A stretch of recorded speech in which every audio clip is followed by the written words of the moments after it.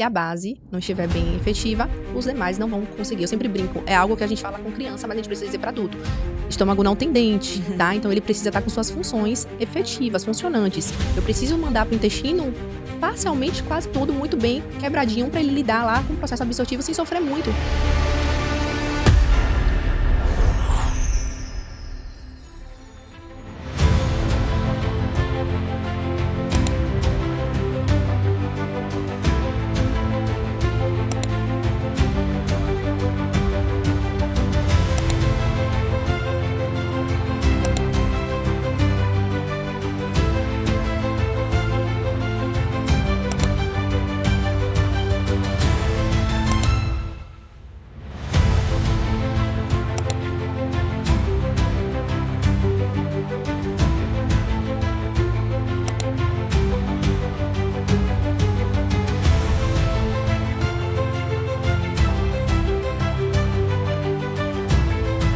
Reconecta.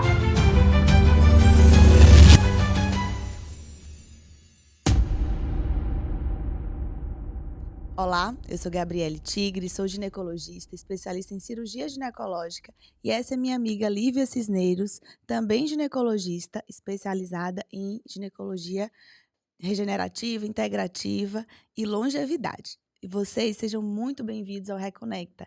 Esse é mais um episódio que a gente preparou especialmente para vocês e vamos falar de uma condição muito frequente, mas que tem uma raiz muito mais profunda do que a gente imagina. A gente vai falar hoje sobre candidíase de repetição. Sei que vocês vão se interessar e vão aproveitar muito esse episódio. Todos os dias nós atendemos mulheres que chegam cansadas, exaustas de tratamentos repetitivos para candidíase e que não melhoram. Ela melhora temporariamente e volta. Isso gera uma frustração, um sofrimento mesmo. E isso acontece porque a manifestação da doença é vaginal, mas o problema não é só vaginal. A candidíase de repetição, na verdade, pode ser um sinal de desequilíbrio. Um desequilíbrio do seu sistema imunológico, um desequilíbrio do seu metabolismo e quase sempre um desequilíbrio do seu hábito alimentar. Não tem como falar de candidíase, não tem como tratar a candidíase sem ajuste nutricional, e é por isso que hoje eu estou muito feliz de trazer Fernanda Brasil, que é uma nutricionista, que é minha parceira também, com quase todas as minhas pacientes. Fica muito mais fácil tratá-las quando a Fernandinha assume essas pacientes. Então, Fernanda, muito bem-vinda. Você que é é uma nutricionista funcional, mas especializada em saúde intestinal, em saúde da mulher, é pesquisadora. Aliás, eu quero que você se apresente para a nossa audiência e quero lhe dizer que estou muito feliz em lhe receber aqui. Ô, Livinha, Gabi, queria agradecer, né, primeiramente por essa oportunidade. Uma oportunidade incrível, é uma confiança que vocês tiveram. E estou muito feliz em poder estar aqui compartilhando em um assunto tão pertinente, né, hoje na nossa prática clínica, e poder auxiliar mulheres. Que a maior parte do meu público são mulheres, cerca de 90%, e eu posso dizer que é muito válido eu poder contribuir por meio da alimentação, poder tratar não somente sintomas, mas a raiz dos problemas de diversas doenças, né, não somente da candidíase. Como a Olivinha trouxe, sou nutricionista funcional, com uma visão integrativa. Tenho o maior prazer de estar aqui podendo contribuir com vocês. Que bom, Fernandinha. Eu quero já fazer uma pergunta para você direto ao ponto. Eu quero saber por quê. Na verdade, explique para as pessoas que estão aqui assistindo a gente por que que a candidíase não deve ser encarado como algo normal, corriqueiro, comum de mulher, um problema ginecológico. Por que que a gente deve dar atenção a essa condição? Pronto, perfeito. Essa é uma pergunta muito importante, porque a gente precisa diferenciar o que é normal do que é comum, né? Então, a maioria das pacientes, elas acabam atribuindo o que é comum à normalidade. Então, qualquer alteração que seu corpo venha manifestar por meio de sintomas ou não, alterações bioquímicas, podemos entender que não é algo normal. É uma manifestação, uma forma dele alertar que alguma coisa está fora do controle. E com a Cândida, ela não é diferente. Por mais que ela seja um fungos comensal, que é um fungos que convive, que vive ali no nosso organismo, né, principalmente no canal vaginal, né, na mucosa vaginal, no intestino, na mucosa oral, ela é uma oportunista. O próprio nome já diz o porquê. Ela é uma oportunista. Ela espera uma oportunidade para que ela venha poder se manifestar. Então, como seria isso? Às vezes a gente tenta trazer justificativas que são mais racionais, né? Uso de medicamentos anticoncepcionais que altera ali o pH vaginal, uso de antibióticos que vai alterar toda a flora intestinal, porque a gente precisa entender que o antibiótico ele vai ser benéfico sim, né, quando bem indicado, mas ele também vai acabar retirando bactérias que são fundamentais para a nossa microbiota. E é bem comum de acontecer nessa situação. Muito comum, muito comum. Então, ele aproveita o ambiente. Quando o ambiente favorece a sua proliferação, né, seja por essa alteração disbiótica, por meio da alimentação, estresse mesmo de rotina, estresse crônico, né, que é algo a longo prazo, a própria inflamação corporal, que é importante a gente entender que a gente não está falando de um caso de inflamação aguda, mas também uma inflamação crônica, que é totalmente diferente, né? Então, ele morfologicamente, ele altera. Antes, algo que não seria invasivo passa a ser invasivo, passa a ser danoso. Então, essa microbiota intestinal, essa mucosa intestinal, ela acaba sofrendo. A nossa barreira intestinal é a nossa barreira imunológica. Então, quando esse fungos ele começa a ultrapassar o limite, começa a agir de forma intencional para gerar um problema, ele começa a afetar as células, a gente começa a ter manifestações sistêmicas. Ele vai passar por um processo de translocação, vai atingir outros lugares. Então, Só para que as pessoas entendam, translocação é quando o fungo ele sai daquele lugar, né, que ele originalmente está e passa para outros lugares. perfeito, Chega na corrente sanguínea, sai da mucosa vaginal, vai para o intestino. perfeito. Enfim, ele transpõe essa barreira mecânica dos tecidos. Perfeito. Então, a gente não pode pensar na candidíase como algo local, mas sim com a visão sistêmica, né, como um todo, analisar esse paciente com a visão ampla. Sim. Eu acho que aí talvez essa seja a grande missão desse episódio, Fernandinha, a gente conseguir explicar para o nosso público que, embora a gente chame de candidíase vaginal e a gente conheça sapinho na criança, né, principalmente, candidíase esofágica, quando a gente faz uma endoscopia e visualiza, mas quando a gente fala candidíase, de uma forma geral, a gente pensa na vagina, só que a candidíase é um desequilíbrio sistêmico, como a Fernanda falou. Então, é a gente compreender que sempre, em qualquer local onde você tenha uma manifestação fúngica, uma micose na sua unha, descamação no seu couro cabeludo, dermatite seborreicas, enfim, em meninos, né, que é mais difícil de evidenciar, seria uma hiperemia, uma vermelhidão na região inguinal, na região de virilhas. Tudo isso só vai acontecer se eu tiver um supercrescimento de fungo no meu intestino, né, nos nossos intestinos. Então, se o olhar para o tratamento, né, não tiver essa ótica, né, de entender que eu preciso ajustar minha microbiota intestinal, a gente vai acabar incorrendo no que a gente vê no dia a dia, que são os tratamentos repetitivos, o uso de antifúngico de repetição por 6 meses, né, e a paciente não melhora ou só melhora enquanto está em uso. E aí a gente tem alguns problemas, como o favorecimento da resistência, né, do fungo, né, porque a gente usa aquele antifúngico, a gente já tem uma alta taxa, né, de resistência desses fungos aos antifúngicos tradicionais, né, e aí o antifúngico ele não mata só a cândida, ele mata outras leveduras, outros tipos de Exatamente. fungos, digamos assim, que são importantes para o equilíbrio da microbiota, né? Então, já que a gente está falando tanto de intestino, né, é muito importante que a gente entenda que muito da nossa saúde, especialmente da nossa imunidade, né? Como é que o fungo vai se manifestar? Por que ele se manifesta, né?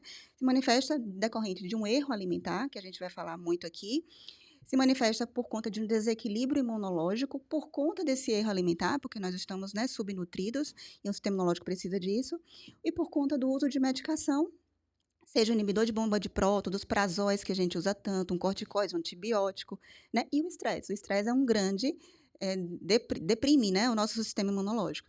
E aí a gente vai pensar nessa questão intestinal, a gente tem que lembrar que na nossa microbiota a gente tem bactéria, protozoário, fungos, né, e eles vivem em harmonia. Isso é o que a gente chama de eubiose, né? É uma microbiota saudável que produz neurotransmissores, hormônios, substâncias antibacterianas que nos protegem, né, do meio externo, de infecções. Mas, na nossa atualidade, né, de acordo com o nosso hábito alimentar hoje ocidental, a gente encontra muito mais um quadro a que chamamos de disbiose, né? E eu queria que a Fernanda falasse para a gente assim, o que de fato ela entende por disbiose e qual o papel, né, desse desequilíbrio na recorrência da candidíase. Perfeito, Livinha. Você trouxe muito bem aí essa questão das manifestações a nível em outros locais, como a própria caspa, né, a dermatite seborreica. E o que eu percebo muito é que os pacientes eles chegam no consultório com diversas queixas, queixas que muitas vezes podem não ser correlacionadas diretamente com a candidíase, mas que têm uma relação, né, indireta. Isso acaba dificultando, inclusive, o diagnóstico, não para vocês ginecologistas, mas para outros profissionais da área de saúde, não conseguem correlacionar, né, acham que vai ser uma manifestação local, apenas vaginal, e na verdade não. Essa síndrome fúngica ela vai ter uma capacidade de manifestar em diversos locais, até porque não temos microbiotas apenas no nosso intestino. Nós temos a microbiota no couro cabeludo, nós temos a microbiota na mucosa oral, nós temos microbiota na derme, na própria pele. Então, o que é essa disbiose? Como Livinha falou, nós temos um equilíbrio no nossa microbiota com a presença de trilhões, não são poucos, né? É uma comunidade importantíssima que vive ali fazendo acontecer diversas coisas que muitos não sabem. Processo digestivo de forma eficiente, metabolização de hormônios, processo de produção de vitaminas, como a vitamina K, por exemplo. Então, nós temos que entender que quando há um equilíbrio, o nosso corpo ele vai ser funcionante. Mas a partir do momento que essa microbiota ela entra em desequilíbrio, por algum grupo de bactérias estar se sobrepondo ao quem deveria estar em maior quantidade, que são as bactérias benéficas, ou até ela se diminui e acaba ficando inferior, vai gerar um desequilíbrio e uma resposta negativa, né? Então, quando nós pensamos na disbiose, do modo geral, a gente tem diversas causas. Fatores externos, né? Nós correlacionamos também muito as alterações sistêmicas com fatores genéticos, quando na verdade nós temos que nos preocupar muito mais com a epigenética. Então, essa microbiota da gente ela vai ser modulada a partir da nossa epigenética. O que é a epigenética? Fatores ambientais, nosso comportamento no dia a dia, a sua alimentação, o seu hábito de vida, o ambiente que você frequenta. Inclusive, o que você escuta vai influenciar sobre a sua saúde, né? O que você absorve de conteúdo vai administrar até mesmo o seu estresse. Então, essa microbiota, ela precisa estar estável. Nós temos que lembrar que 70% aí da nossa imunidade, ela vai ser regulada pelo nosso intestino. Então, os nossos enterócitos, eles vão estar fazendo, que são as células protetoras, vão estar fazendo o trabalhozinho ali, as junçõezinhas dessas células de barreira, de proteção. Então, quando há um desequilíbrio dessa microbiota, gera uma instabilidade, gera um processo de resposta inflamatória nessa mucosa, e esses enterócitos, que são essas células, elas começam a gerar um pouquinho de afastamento, né? A gente tem um termo tag junctions, que são os afastamentos dessa célula. Então, o que deveria ser filtrado para não passar, ela começa a passar. Então, essas bactérias, toxinas, tudo, os metabólitos que não deveriam ser passados, né? Que são o que as bactérias vão estar produzindo por meio do que ela recebe. Então, assim, baseado no que vocês acabaram de falar, eu acho que a gente deve até deixar bem solidificado para as pessoas, que eu acho que a maioria das pessoas não sabe, até os próprios ginecologistas que lidam com as pacientes com candidíase, que candidíase não é uma doença em si, é um sintoma de Exatamente. algo muito maior, né? E aí, por isso que a gente fica o tempo todo atacando esses sintomas sem resolver a base do problema. Mas, assim, baseado nisso, quando a gente tem uma paciente com uma candidíase isolada, a gente pode já configurar essa paciente como... Seria um sinal de alerta que ela pode ter uma disbiose por trás? Ou pode ser algo ocasional mesmo, que ela aconteceu e foi algo pontual e vai se resolver? Não vai se Sempre resolver. vai ser um sintoma. Sempre vai ser um sintoma. A gente tem que entender que é uma forma do corpo alertar. As pessoas precisam ouvir mais o seu corpo, elas precisam entender mais o que é que o corpo está dizendo. Às vezes a gente sente uma dor de cabeça e correlaciona exclusivamente à falta da ingestão de água. Ok, realmente isso pode acontecer. Mas isso pode ser uma forma do corpo te dizer, olha só, eu não estou tendo uma boa conexão aqui com o seu intestino, ele está... E é algo que a gente vê muito na prática, que ainda bem que hoje nós temos acesso às informações que antes não tínhamos, não traziam tanto para consultório, mas todo sintoma ele vai ter uma causa. O corpo ele não vai alertar simplesmente por achar que tem uma pequena desordem acontecendo, não. E para haver uma manifestação de fato, é como se fosse a ponta do iceberg. Algo atrás já aconteceu há muito tempo, já vem acontecendo um acúmulo de situações com o seu corpo, metabolicamente falando mesmo, processo inflamatório, estresse, e ele vai gerar uma resposta imediata logo em seguida ou a longo prazo. Então, não necessariamente a gente não tem que olhar um sintoma isoladamente. Eu preciso entender que esses sintomas é apenas uma manifestação de algo que está acontecendo não local, mas a nível sistêmico. Perfeito. Isso aí gera vários outros ganchos, né, pra gente pensar Que não é só simplesmente ir ali tomar um remédio, porque tem muita gente que vai na própria farmácia, pergunta ao balconista, né, explica a sua situação e vai lá e já se trata. De tão recorrente que é, às vezes, ela fala assim: não vou esperar chegar no ginecologista, marcar, já vou me tratar. E é Então aquela normalização que a gente falou no início, né? Eles normalizam.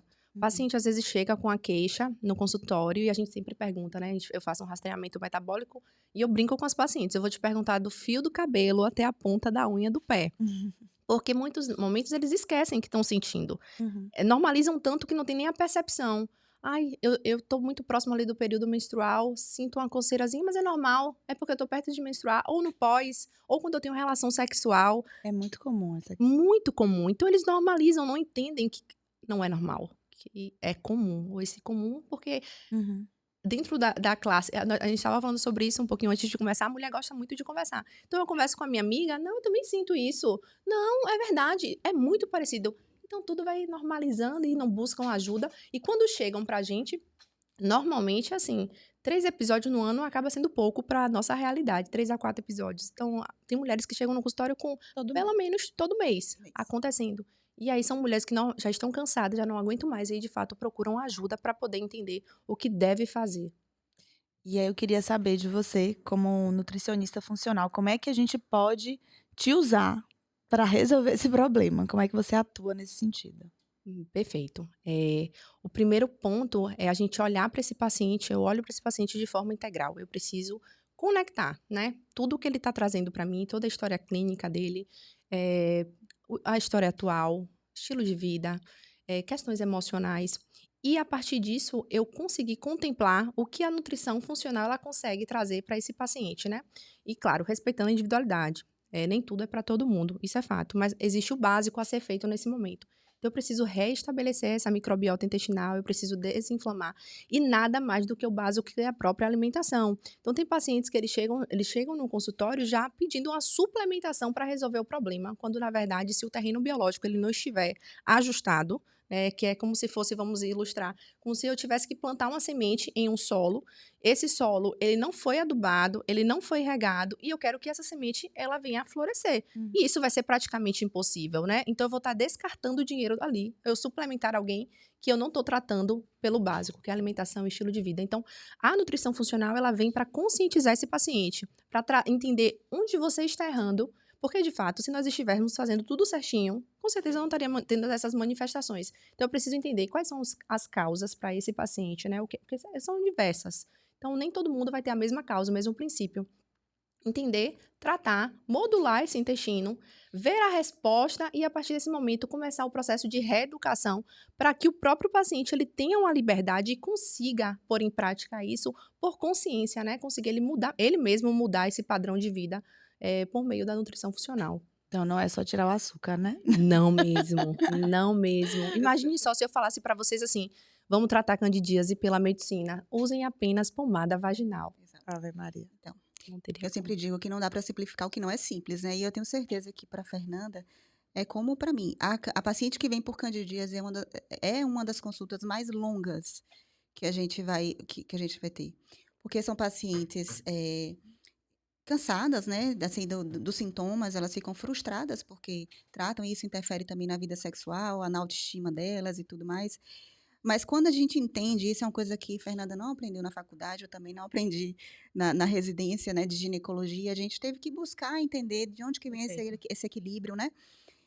E assim, a primeira coisa que eu falo, né, depois que eu explico tudo isso que a gente conversou aqui, ó, o tratamento é longo e é difícil, não é fácil, né? Mas também é a única forma que você tem de ter uma melhora, assim, uma melhora que se sustente, Sim, né? Eu vejo como um emagrecimento, para você não ter um efeito sanfona, que é de você melhorar e voltar.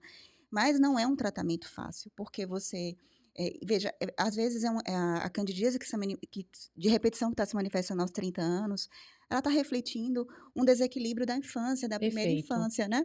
A gente sabe que a gente está falando muito do sistema imunológico, e o sistema imunológico é modulado ali nos 9 meses de gestação, nos primeiros 2 anos da nossa vida. E às vezes não foi tão bom assim. Às vezes a mãe da paciente tinha uma candidíase de repetição, já tinha uma síndrome fúngica ali, né? Então, e a primeira infância da nossa geração, temos, né, idades próximas, por exemplo, foi uma primeira infância que foi nutrida, né, assim, que foi ensinada a alimentar as suas crianças com produto alimentício, né? Com, Exatamente. né, dê um danoninho que é igual comer um bifinho, né? Então, a gente tinha Não, esses não dá. slogans aí na nossa vida e somos vítimas desse desequilíbrio que às vezes vem lá de trás. E aí, com a nossa vida, com o estresse, né, com o trabalho, com rotinas e erro alimentar que vai se sustentando até a vida adulta, de uma hora, em algum momento, isso vai se manifestar. E Perfeito. às vezes não se manifesta na vagina, como a gente já falou aqui. E aí, e o que explica isso aí é justamente o que Fernandinha trouxe.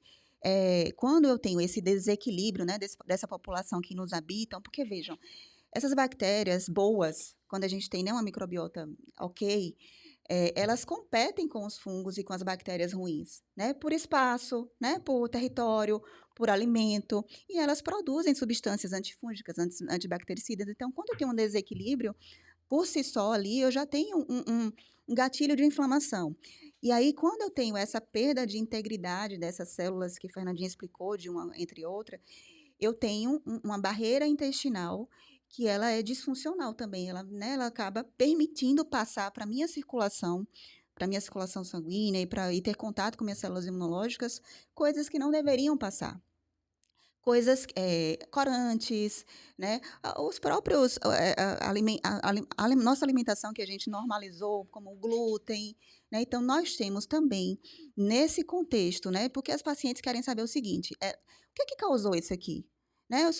Eu não tenho, eu faço minha higiene perfeita, eu não sou promíscua, ela logo, né? Ela fica se defendendo e às vezes não tem nada a ver com o hábito íntimo, no hábito de higiene íntima dela, mas tem a ver com o hábito nutricional dela, né? Então, como a gente, né, estamos dentro de uma geração e de uma sociedade onde a gente normalizou o consumo rotineiro de substâncias que têm potencial alergênico, de gerar uma sensibilidade, que é diferente de ter alergia, né?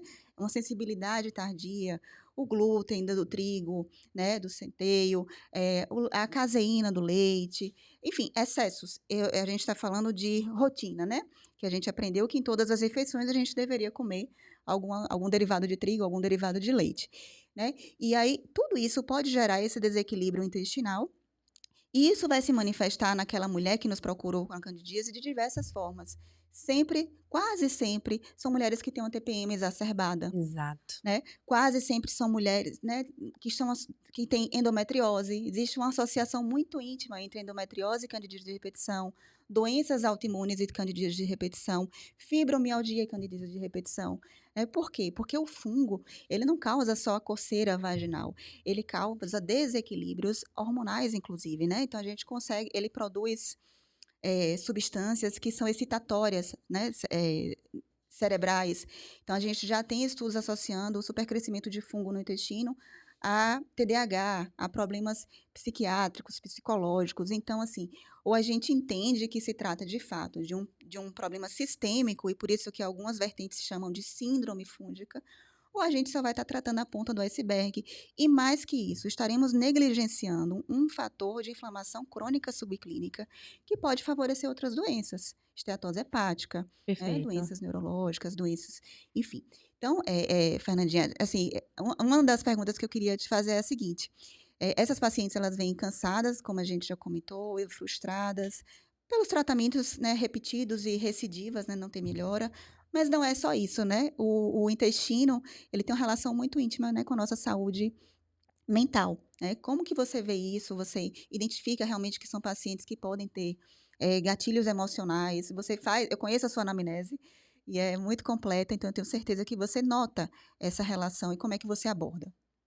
Bom, logo quando nós iniciamos, vocês falaram alguns pontos, foi Livinha que trouxe alguns pontos importantes, que normalmente quando essa paciente ela chega no consultório, ela já chega com sinais de um emocional totalmente abalado, né? por frustração, vergonha, muitas que já têm uma vida ativa sexualmente falando, acabam se limitando, reduzindo o libido por vergonha do parceiro, porque normalmente esses sintomas eles acabam vindo com alguns incômodos, não somente a coceira, né? O corrimento ali alterado, o odor desse corrimento também alterado, e isso faz com que ela fique constrangida. Então, implica na vida social dessa paciente, com toda certeza. E hoje nós temos também a consciência do eixo conexão intestino-cérebro, né? O nosso intestino ele vai estar regulando, metabolizando e auxiliando em hormônios fundamentais para essa saúde neurológica, né, ser efetiva. Então, a mulher ela sente como se tivesse fracassado com ela mesma, quando na verdade há uma justificativa metabólica por trás e que ela não entende. Então, a gente precisa ter um cuidado educacional de explicar, olha só, realmente, esses sintomas emocionais que você está apresentando está correlacionado com questões externas mesmo, com o seu constrangimento, mas também está correlacionado com o seu estado hormonal, né? Por exemplo, a maior parte da nossa serotonina é produzida onde? No intestino, o hormônio do humor. Então, como é que o intestino ele vai estar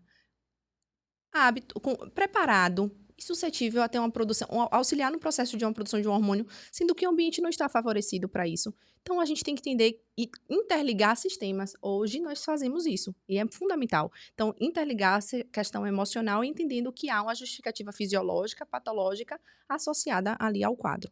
Então, acolhimento é a palavra, fazer a paciente, ela se entender, né? Ela fazer uma autoanálise e entender o que o corpo está tentando demonstrar, né? A partir daqueles sintomas, que não é apenas o local, realmente.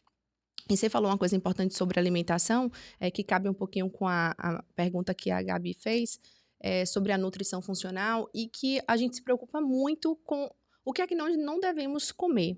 Mas e o que nós devemos fazer para auxiliar no processo, né? É fundamental também. Então, às vezes, o paciente chega em consulta e aí fala, doutora, eu já ouvi falar que o açúcar, ele alimenta a cândida, ele é uma fonte que a gente precisa cortar. Isso, na maioria de todos os casos, a gente não recomenda o consumo de açúcar livre para ninguém, nem muito menos diário. Mas a gente precisa entender que eu não somente preciso parar de dar o substrato que alimenta ele, mas também o ambiente. O que é que eu tenho que fazer para não favorecer esse ambiente que ele está sobrevivendo, né?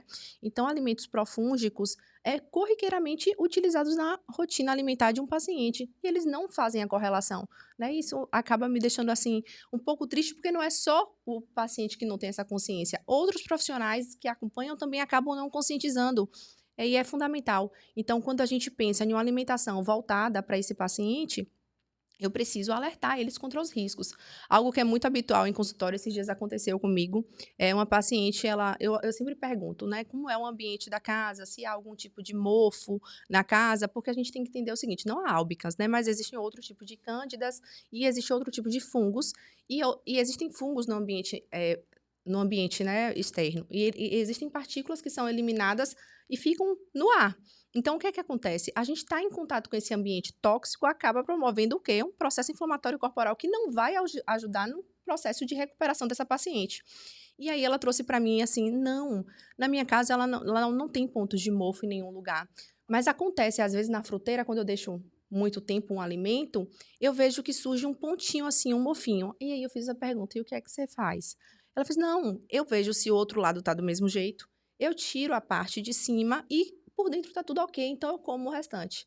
Quando, na verdade, para se tornar visível, é porque a contaminação já está extrema. Então, todo aquele alimento ali, ele já está contaminado e tem que fazer o descarte. Então, é um processo de conscientização ao todo, né? São pequenas coisas. Eu sempre falo com as pacientes, acho que quando a gente começa a orientar no consultório, né, cortar glúten, lactose, carboidratos ultraprocessados, quando você fala assim, parece que, pronto, e agora? Eu vou comer o quê? Não sobrou nada. Essa é a impressão. A pessoa olha assim pra mim, tipo, vem.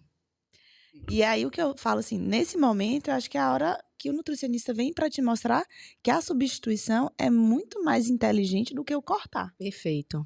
E acho que torna essa questão de modulação mesmo, de conscientização da nutrição, muito mais fácil de se praticar.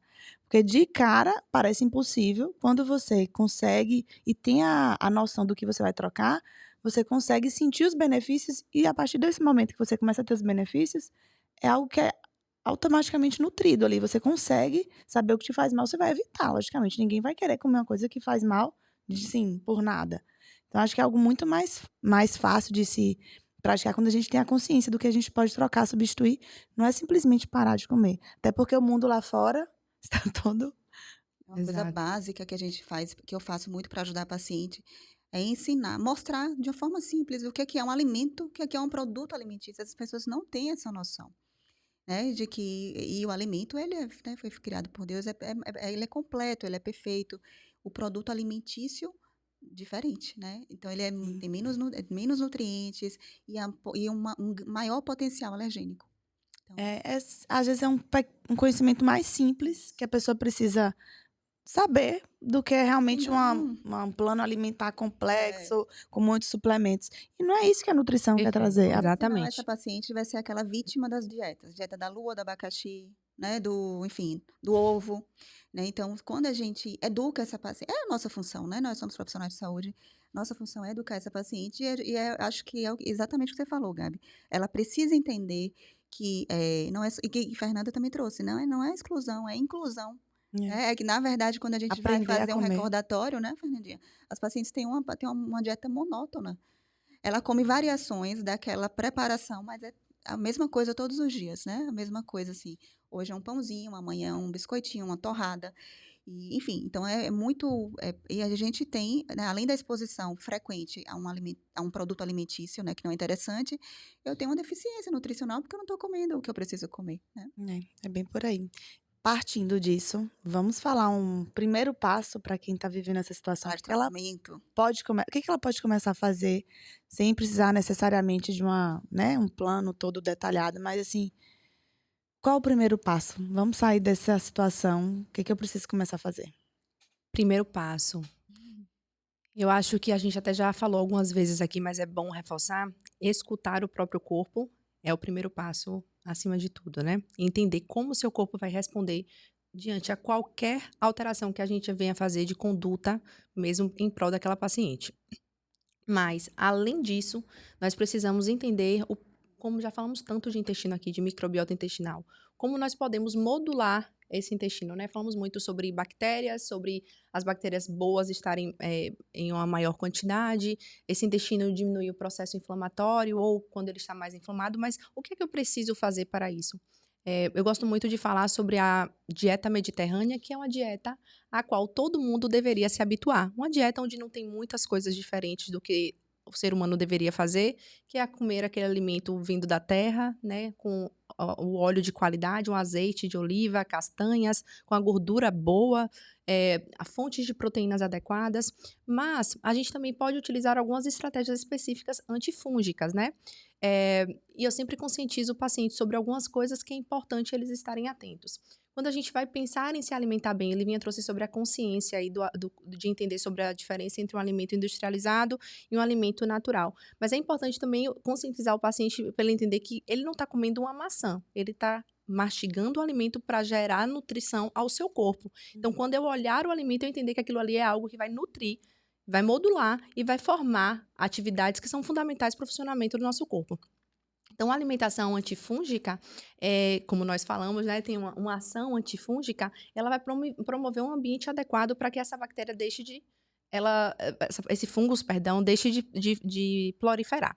Então, existem diversos alimentos hoje que nós podemos ter acesso, né? Muitas pessoas vão ter acesso facilmente, que tem essa ação. Então, por exemplo, o óleo de coco, ele é riquíssimo em ácido caprílico. O que é que esse ácido caprílico faz? Ele se adere à membrana, a membrana do próprio fungos e rompe, ou seja, ele destrói aquele fungos ali. Então, a gente utilizar estratégias como óleo de coco, o alho. Alho tem um potencial antifúngico, antimicrobiano, anti-inflamatório potente, potencialmente. Não é à toa que tem gente que usa alho em loco, né? Fala, gente do céu, calma, não precisa e é o extremo. Exato. Mas... E a gente não necessariamente precisa de uma suplementação específica para gerar um resultado. Por meio do alimento nós conseguimos e temos forma de extrair mais os ativos. Então, por exemplo, fazer um uso de chá. Claro que o chá a gente precisa ter a cautela e o cuidado sobre a recomendação, mas normalmente são chás muito tranquilos que nós podemos estar recomendando para essas pacientes. O azeite aromatizado, gente, é uma receita tão fantástica, com poder nutritivo excelente. Então, você comprar um azeite de qualidade, que é importante também, aproveitar esse momento e falar um pouquinho sobre isso, porque o azeite de qualidade não é simplesmente você olhar um produto, ver um produto importado e achar que ele é o melhor. Quando, na verdade, a gente tem que entender sobre a acidez desse azeite para garantir que todos os nutrientes que a gente vai encontrar nesse azeite, eles estejam ali intactos. Um azeite extra virgem, que garante que não tenha mistura, não tem nenhum tipo que a extração da azeitona ela foi a frio. Então, o processo de validade, quanto mais recente a fabricação desse azeite, melhor. Outro ponto importante, envasamento. Então, olhe sempre para comprar um azeite que ele é produzido, fabricado e envasado no mesmo lugar, porque até o processo de transportação, o transporte que vai acontecer com esse azeite pode comprometer a integridade e contaminar esse azeite, porque a gente não tem a segurança de qual é o tipo de recipiente que esse azeite é transferido. Assim como os outros alimentos também. Muitas vezes o paciente acaba consumindo muitos produtos a granel, então há um risco maior de contaminação. Mas, de modo geral, o milho nós temos que ter cautela, né? Micotoxinas, nós temos que ter cautelas com as oleaginosas, também risco de contaminação por fungos. Alimentos fermentados, então vamos ter cautela. Queijos fermentados, queijos maturados, queijos que têm já fungos na sua composição, como um gorgonzola, por exemplo. Bebidas fermentáveis, vinhos, cerveja. Então, existem diversos alimentos que eles podem proporcionar o aumento dessa proliferação, assim como nós temos diversos alimentos disponíveis natural. O orégano, fantástico. Você fazer essa misturinha, eu estava falando, já fui entrando em outro assunto do azeite aromatizado, que é você colocar esses ativos, ervas, tirar do recipiente original, o azeite, você transfere para outro, coloca ervas dentro, alecrim, tomilho, orégano, o próprio alho, coloca novamente o azeite no recipiente e tranca, e fecha. Você vai temperar a sua comida, né? Não é para o aquecimento, ou a intenção é utilizar ali in natura mesmo. Você vai conservar todos os ativos que você tem ali, antifúngicos, anti-inflamatórios, antimicrobianos, e vai ainda agregar valor a qualquer prato que você for preparar. Fez um ovinho no café da manhã, coloca o azeite por cima. Almoço, salada, coloca aquele azeite por cima. Então, são estratégias que nós temos disponíveis para tentar auxiliar durante o processo de tratamento, né? Legal, todo mundo anotou aí, né? Dicas Eu valiosas. sou dos métodos, né? E, Fernandinha, a gente, dentro da medicina funcional e nutrição funcional também, a gente fala muito dos R's, né? Mas, assim, para que as pessoas entendam como é o raciocínio, né, da nutricionista ou do médico que está te tratando com esse olhar, a gente precisa identificar os gatilhos, né? Quais são os gatilhos. E a gente precisa remover esses gatilhos, né? A primeira coisa, eu sempre digo ao paciente que a gente vai precisar matar o fungo de fome. Né? Eu preciso parar de oferecer aquilo que o fungo adora. E ele adora açúcar, ele adora leite, ele adora farináceos, né? De um carboidrato simples, né? Mas ele também adora alimentos que podem ser saudáveis, né? Como o grupo da laranja. Então, Os cítricos, né? laranja, tangerina, limão, não são alimentos ruins, pelo contrário, são excelentes, mas Exatamente. nesta paciente pode ser necessário a exclusão por um tempo, até que a gente consiga munir, né, essa microbiota. Então, retirar, né, parar de alimentar o fungo é fundamental. Nenhum tratamento vai à frente se todo final de semana eu tiver ali um sorvete, todo final, enfim. Perfeito. Então, é por isso que é difícil o tratamento, é porque eu preciso de um tempo de modulação intestinal. E renúncia também, né? Hã? É muito mais renúncia. Um tempo de renúncia. Então, eu vou evitar aqueles alimentos que o fungo adora, que a gente já falou. Eu vou evitar o que o Fernando já falou, que são os alimentos contaminados por fungo, né? Esses queijos, as oleaginosas, né? Enfim, a gente evita muito, amendoim principalmente, o Sim. milho, porque né, é uma molécula grande, de difícil digestão. Mesmo o milho natural. Nesse momento porque a paciente que tem fungo, ela tem um processo digestivo difícil. Então, eu não quero que tenha sobra alimentar, entendeu? Claro. Entendi. Lá no meu intestino. Então, nada que seja de difícil de digestão, a gente vai ficar oferecendo com frequência. Então, então, retirei, né? Dei uma limpada. Né? E aí, ao mesmo tempo, eu estou incluindo, né? Então, a gente vai usar ativos antifúngicos. Às vezes, é necessário usar remédio. Né? Muitas vezes vai ser necessário. A paciente está numa crise de candidíase, eu não vou ficar tratando com chá. nesse momento. Então, a gente vai precisar usar ativos antifúngicos, sejam eles medicamentosos mesmo, medicação alopática, e os fitoterápicos, que a Fernanda trouxe. A gente tem muito, né? Um arsenal muito grande de ativos, né? Berberina, alecrim, a gente Berberina é pode fazer fantástico. isso chá, a gente pode fazer em cápsula, enfim. Aldarco. E não é tudo para todo mundo, né? A gente não precisa lançar mão de todas as armas possíveis. A gente vai adequando. Poxa, se é um paciente que tem uma resistência insulínica, uma paciente que tem uma digestão ruim, eu vou usar um berberina, que vai me ajudar em tudo, né? Enfim, então nós temos ativos fitoterápicos muito interessantes que têm ação antifúngica. Então, eu parei de alimentar, eu retirei, e agora eu preciso recolocar, eu preciso Refazer a barra. povoar, né, essa microbiota novamente. E é com probiótico, aí que tá a pegadinha. Não é. Por muito tempo, né, e ainda, né, tem se feito muito isso, quando a paciente chega com... Até a indústria farmacêutica nos faz pensar que é assim, que eles desenvolvem alguns medicações à base de probióticos, com a cepa tal, que foi estudada para candidíase, e a gente acha que aquela paciente ela precisa receber aquilo e ponto final. E não é assim, né? Qualquer probiótico, qualquer grupo de lactobacilos padronizado que seja utilizado naquele momento, ele não povoa o nosso intestino, porque a gente parece que está, né, tomando e que ele vai povoar e que está resolvida essa briga lá interna entre fungos e bactérias. Não. O probiótico, ele é um transeunte, ele está ali passando, é como se fosse um reforço, né, para que a boa microbiota, as boas bactérias consigam se estabelecer ali. Tá? Mas ele não modula, ele não determina quem nos habita aqui dentro. Quem determina a nossa microbiota são as nossas escolhas alimentares diárias, que são os pré-bióticos. Perfeito. Pré-biótico é o alimento, né? A gente chama, é o alimento das boas bactérias, digamos assim. Então, são as fibras, os polifenóis, né? Dos alimentos que a gente consome. Quem? Principalmente legumes, verduras, frutas, grãos integrais, né? Então, isso é que é pré-biótico. Então, é o alimento que eu vou fornecer para que aquela microbiota realmente se estabeleça. Então, assim, ao mesmo tempo, a gente também vai capacitando esse sistema imunológico. E é aí que entram as suplementações, né? Que acho que a gente pode falar um pouquinho também, Nanda, que é que você costuma fazer, né? Na minha prática, né, a gente entendendo que um dos grandes problemas ali é a mucosa, né? A mucosa, essas são pacientes que, por exemplo, vão receber doses maiores de vitamina A, além da Sim. vitamina D. Então, fala pra gente o que é que você costuma usar de suplementação para além dos efeitos antifúngicos, mas falando assim da questão imunológica, o que é imprescindível na sua prática? Perfeito.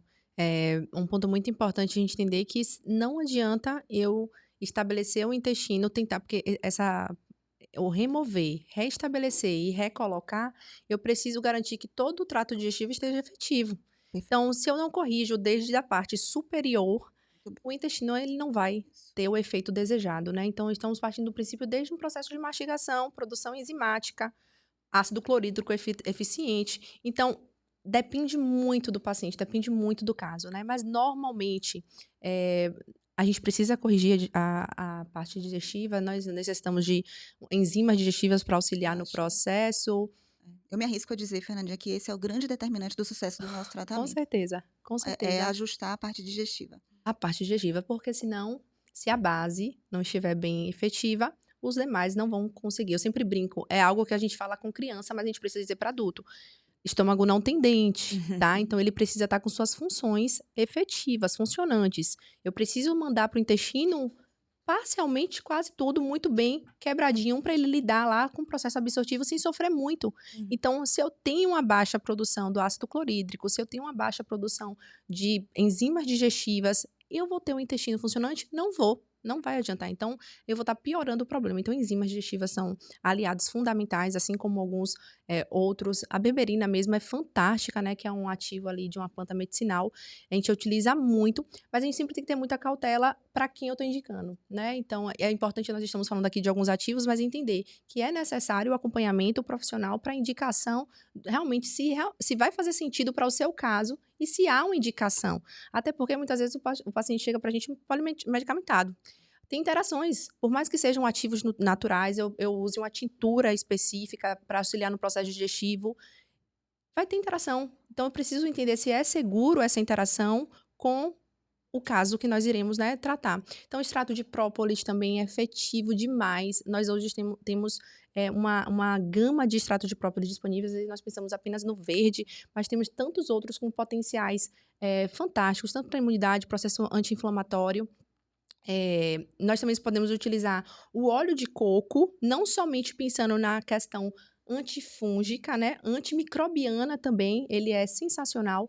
E Então, você usa o óleo de coco local ou usa na comida? não, na comida local eu não posso fazer indicação. Não, é porque a gente, né, tem essa indicação. Alguns pacientes a gente até indica de usar via vaginal. Uso óleo de coco, ozonizado, Sim, pode ser bem fantástico. útil. Outro ponto importante que Livinha trouxe sobre a suplementação, por exemplo, dos probióticos, lactobacilos, não adianta eu querer tentar povoar, como é prometido, né, pelas grandes indústrias, se eu não tenho um ambiente de sobrevivência para elas. Elas não vão nem se eu quisesse, elas não iriam conseguir sobreviver. Então, o pré-biótico, ele vai fazer o papel da modulação efetiva acontecer, né? A sua alimentação vai ser a base. Então, preparar esse intestino com o pré-biótico para, de fato, eu entrar com qualquer outro suplemento que venha nos auxiliar. Então, a gente precisa de vitamina D, precisamos de ômega 3, anti-inflamatório, auxilia no processo digestivo também. E nossa fonte alimentar é muito precária, então a gente precisa de um suporte, sim. Eu acho que a gente, antes de terminar, Gabi e Fernandinha, eu acho que é interessante, já que a gente falou, né, de candidíase, falamos muito de que não se trata de um sintoma apenas local, eu vou só elencar alguns sintomas de que podem, né, estar associados ao que a gente chama de síndrome fúngica ou supercrescimento fúngico intestinal, né, porque um dos grandes órgãos-alvo desses desequilíbrios é a pele. E por alguns motivos, né? E um deles é porque a Cândida, ela degrada a biotina, né? Ela não permite que a biotina seja ativada.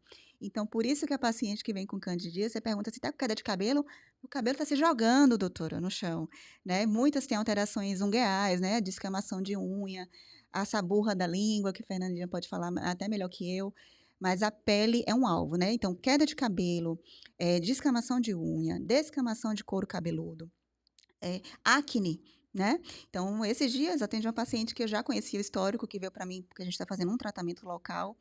Quando ela entrou no consultório, eu perguntei, foi agora pós-festa de São João, perguntei, tá com candidíase, né? Ela falou, não, doutora, porque às vezes a coisa cronificou tanto que a paciente não sente. Na hora que eu Exato. examinei, passei o espéculo, grumo para tudo que é lado. Então, assim, pele é um grande alvo. Então, observem, né, se não é o caso de vocês. E o sistema digestivo também. A gente pode ter sensação de estufamento, arrotos, alterações do ritmo intestinal, né, aspecto das fezes. Tem paciente que tem grumos de fungo nas fezes, né? E um exame que a gente costuma usar, tanto eu quanto Fernandinha, interessante, porque as pacientes perguntam como diagnosticar a síndrome fúngica se eu não tiver a candidíase vaginal, né? É clínico, o diagnóstico é clínico, a clínica é soberana, embora, né, na prática a gente tem uma dificuldade de fazer isso porque as pacientes querem ver. Então, o exame coprológico de fezes traz muita informação do seu processo digestivo e a gente pode fazer pesquisas diretas nas fezes, né, na presença do fungo, cultura dessas fezes, para ver. E nós temos sorologias também para fazer no exame de sangue. Então, entendam que eu posso ter sintomas psiquiátricos, neurológicos, cutâneos, digestivos, e aí a gente não pararia mais de falar. E é importante também a gente frisar sobre o suporte hepático, Sim.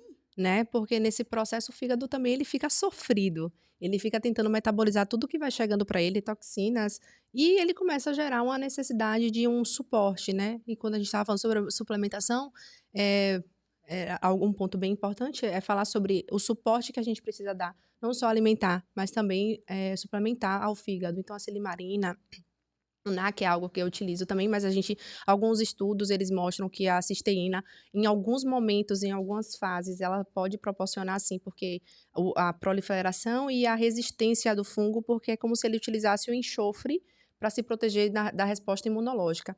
Então, até o momento da gente saber qual é Quando o colocar. suplemento, qual é a hora de colocar, né? Então, por isso é importante o importante. acompanhamento com o profissional que esteja habilitado para isso. Inclusive, a paciente, isso é importante, Fernanda, a paciente pode ter uma piora inicial, tá, gente? Quando a gente está Exato. tratando fungo, por conta da morte dos fungos, da grande carga tóxica, e a depender da nutrição dessa paciente, que às vezes não é tão boa, esse fígado fica sobrecarregado, a paciente tem uma piora inicial. Exatamente. Né? Uma sensação de mialgia, dores no corpo, pode ter uma sensação febril, né? É o que a gente chama de reação de die-off.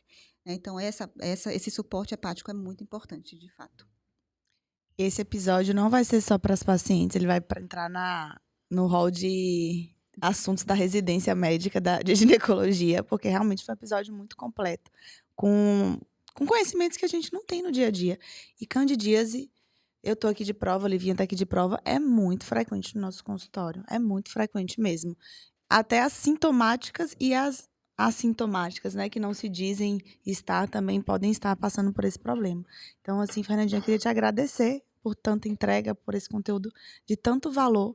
E eu sei que vai ajudar muita gente. Obrigada por ter estado aqui com a gente e ter abrilhantado esse episódio com esses conhecimentos tão importantes que você trouxe. Eu que agradeço, gente. É tão bom poder ajudar as pessoas, né? É tão bom alinhar propósitos.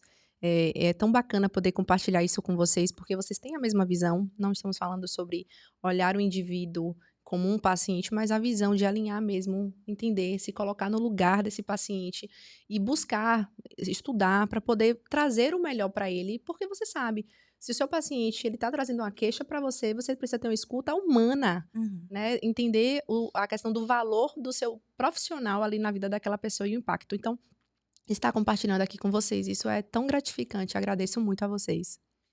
Eu também quero lhe agradecer muito, Fernandinha, além de, né, do seu tempo aqui, né? Fernandinha é super ocupada, mãe de 2, né? É pesquisadora, enfim, atende bastante. Enfim, eu acho que o que você falou é exatamente o que a gente pensa, é um alinhamento de propósitos. A gente gosta muito do que a gente faz e a gente sabe, né, o potencial que tem a informação. Né? Perfeito. Não tem como a gente empoderar a paciente. A gente quer dar alta para a paciente. Exato. Né? Então, a gente quer que a paciente saiba o que ela está fazendo. Então, se você ouviu esse episódio, você se viu nesse ciclo repetitivo, não deixe que esse episódio morra aqui, né? Encaminha para outras mulheres, muitas mulheres sofrem com essa dor e você pode ajudá-las fazendo isso. Além disso, se inscreva no canal se ainda não tiver inscrito e as nossas redes sociais estarão na descrição do vídeo. Até o próximo episódio.